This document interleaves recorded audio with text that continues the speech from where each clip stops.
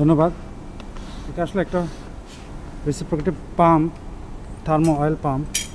আমরা এখানে এটা খোলা হয়েছে কারণ এটা লিকেজ করতেছিল, বিয়ারিং শব্দ করতেছিল আর ওই অয়েল লিক করতেছিল, থার্মো অয়েল। তো লিক করার কারণে আমাদের এটা খুলতে হয়েছে আমাদের। আর লিকটা সাধারণত এদিক দিয়ে করে, এখানে গ্যাসকেট থাকে, গ্যাসকেটের সাইডে পড়ে, আর এটা এই জায়গায় লাগানো থাকে এই সাইডে, এখান দিয়ে ছড়ায়, এদিক দিয়ে ছড়ায়, জায়গাটা নষ্ট হয়। That's why you open it. Here is the bearing 6304 যেটা বেয়ারিং, আর অয়েল সিল 3552, আর এটাও 3552, 10-7। এটা অয়েল সিলের মাঝখানে থাকে, এই যে এরকম যেটা থাকে এখানে,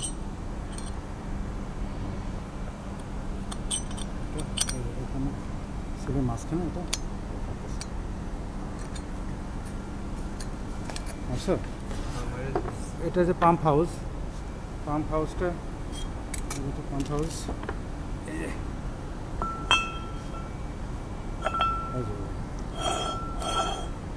এটা কি মূলত পাম্প ইম্পেলার যেটা বলি আমরা, ইম্পেলার।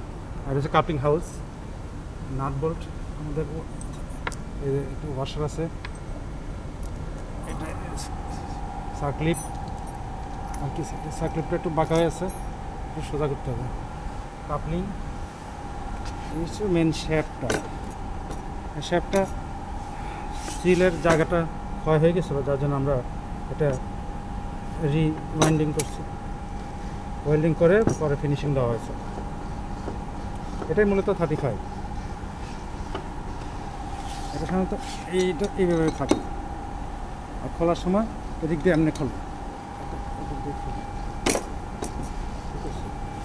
কারণ অনেক সময় অনেকদিন পর খোলা হলে তখন খেয়াল থাকে না।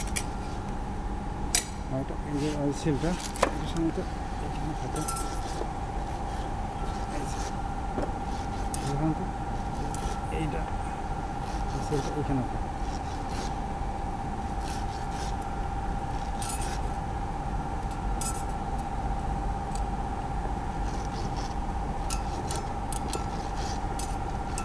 যে হাতে দৌড়ে লাগাতে হবে। পুরাতন বেয়ারিংটা জ্যাম, এই পুরাতন অয়েল সিল।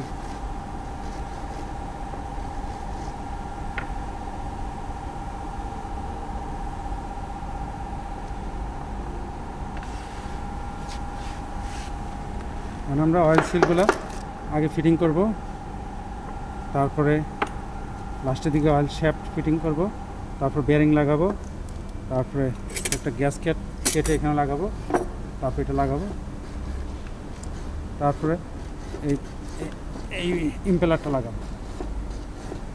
ইম্পেলার লাগে, ইম্পেলারে এই যে নাটটা টাইট দিয়ে দেবো।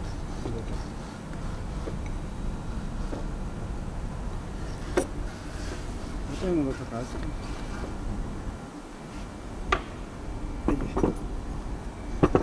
এটা একটা বেয়ারিং কেসিং।